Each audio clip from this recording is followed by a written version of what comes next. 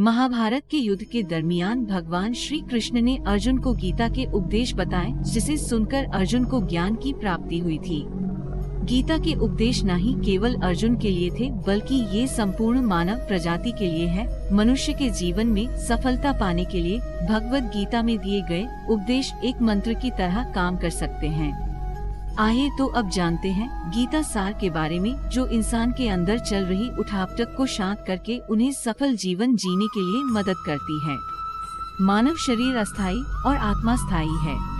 भगवद गीता के एक श्लोक में भगवान श्री कृष्ण ने मानव शरीर की तुलना एक कपड़े के टुकड़े से की है। मतलब मनुष्य शरीर एक ऐसा कपड़ा है जिसे आत्मा अपने हर जन्म में बदलती रहती है। इसका मतलब मनुष्य का शरीर आत्मा के लिए एक अस्थायी वस्त्र की तरह है, जिसे उसे अपने हर जन्म में बदलना पड़ता है। गीता का ये उपदेश हमें ये सिखाता है कि हमें मनुष्य के आत्मा से प्यार करना चाहिए, उनकी पहचान उनके आत्मा से करनी चाहिए। हमें मनुष्य के शरीर से आकर्षित नहीं होना चाहिए। मनुष्य के भीतरी मन को समझना ही उचित होता है। जो लोग मनुष्य के शरीर से ही केवल प्यार करते हैं, ऐसे लोगों के लिए गीता का उपदेश बहुत कुछ सिखाने वाला साबित हो सकता है। जीवन का एकमात्र सत्य है, वो है मृत्यु। गीता के इस उपदेश में भगवान श्री कृष्ण ने ये बताया है कि इंसान को जन्म मरण के चक्र के बारे में जान लेना चाहिए, क्योंकि मनुष्य के जीवन का एकमात्र सच जो है वह मृत्यु है। क्योंकि जिस भी इंसान ने इस दुनिया में जन्म लिया है, उसे एक न एक दिन इस संसार को छोड़कर जाना ही पड़ता है, और यही इस दुनिया का अटल सत्य है। लेकिन इस बात से भी नकारा नहीं जा सकता कि हर इंसान अपनी मौत से भयभीत रहता है। इसलिए मनुष्य को जीवन की अटल सच्चाई को जान लेना चाहिए और अपनी वर्तमान की खुशियाँ को भी खराब नहीं करना चाहिए। गुस्से पर काबू करना चाहिए, क्योंकि क्रोध से व्यक्ति का नाश हो जाता है। वहीं अगर मनुष्य अपने क्रोध पर काबू नहीं कर पाए, तब वह कोई गलत कदम उठा बैठता है। जब भी मनुष्य के मन में क्रोध की भावना उत्पन्न होती है, तब मनुष्य का मस्तिष्क काम करना बंद कर देता है और वह सही गलत का वह उचित फैसला नहीं ले पाता। इसलिए हमेशा मनुष्य को अपने क्रोध को काबू में रखना चाहिए और अपने मन को शांत रखना चाहिए, क्योंकि गुस्से में लिया गया फैसला आपको गहरी क्षति पहुंचा सकता है। व्यक्ति अपने कर्मों को नहीं छोड़ सकता है। भगवान श्री कृष्ण ने गीता के सार में ये बताया है कि कोई भी व्यक्ति अपने कर्मों को नहीं छोड़ सकता, जिसका मतलब व्यक्ति साधारण समझ के साथ अपने कर्मों में लगे रहते हैं। उन्हें अपने कर्म से हटना या छोड़ना नहीं चाहिए, क्योंकि वह ज्ञानवादी नहीं बन सकते हैं। वही अगर मनुष्य अपने कर्मों से पीछा छुड़ा ले या अपने कर्म करना बंद कर दे, तब वह अपने रास्ते से भटक जाता है। संसार का नियम है जिसके मुताबिक मनुष्य को अपने कर्मों को करते रहना होगा। जो व्यक्ति अपने कर्मों से बचना चाहता है या वह अपने कर्म को करना बंद कर देता है, ऐसी परिस्थिति में वह मनुष्य मन ही मन में डूबता जाता है। अर्थात जिस व्यक्ति का जो स्वभाव होता है, वह उसी के मुताबिक अपने कर्मों को करता है। मनुष्य को देखने का नजरिया। गीता के सार में मनुष्य के देखने के नजरिए के बारे में भी कुछ बातें बताई गई है। इसमें लिखा गया है, जो व्यक्ति ज्ञान को और कर्मों को एक रूप से देखता है, उस व्यक्ति का नजरिया सही है। अज्ञानी पुरुष के पास ज्ञान नहीं होता, इसी वजह से वह हर किसी भी चीज को गलत नजर से ही देखते हैं। इंसान को अपने मन को काबू में रखना चाहिए।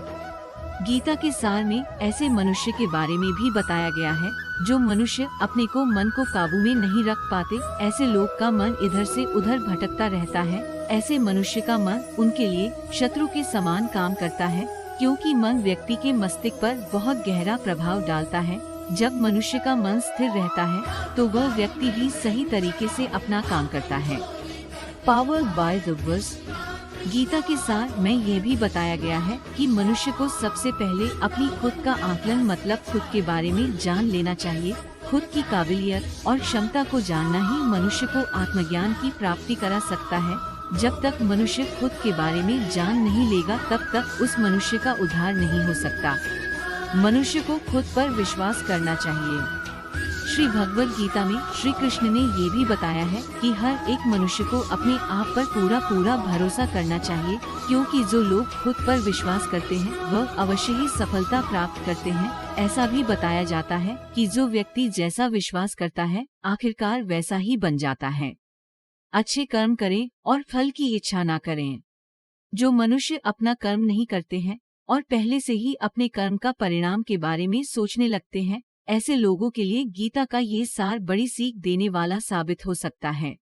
भगवान श्री कृष्ण ने इस उपदेश में ये बताया है कि मनुष्य को कर्मों को करते रहना चाहिए और ये नहीं सोचना चाहिए कि इस कर्म का क्या परिणाम उनको प्राप्त होगा, क्योंकि कर्म का फल तो हर एक इंसान को मिलता ही है। इसलिए मनुष्य को चिंता न करके अपने कर्मों पर ध्यान देना चाहिए। ऐसा करने पर वह अपने किसी भी काम को सच्चे मन से करते हुए नजर आएंगे। मनुष्य की इंद्रियों का संयम ही कर्म और ज्ञान का निचोड़ है। मनुष्य के जीवन में सुख दुख दोनों ही स्थिति का अनुभव होता रहता है। सुख की स्थिति में मनुष्य ज्यादा ही प्रसन्न हो जाता है, तो वही दुख की स्थिति में मनुष्य निराशा महसूस करता है। इसलिए सुख और दुख दोनों ही स्थिति में मनुष्य को अपने मन पर काबू रखकर उसे स्थिर रखना ही योग कहलाता है। जब कोई भी मनुष्य सांसारिक इच्छाओं को त्याग करके फल की चिंता न करे, अपने कर्मों को करता है, तो उसी स्थिति को मनुष्य योग में स्थित कहलाता है। जो मनुष्य अपने मन को काबू में कर लेता है, वह मनुष्य का मन ही उसका सच्चा मित्र बन जाता है। लेकिन जो मनुष्य अपने मन को काबू में नहीं कर पाता, उसके लिए उसका मन ही उसका सबसे बड़ा दुश्मन साबित होता है।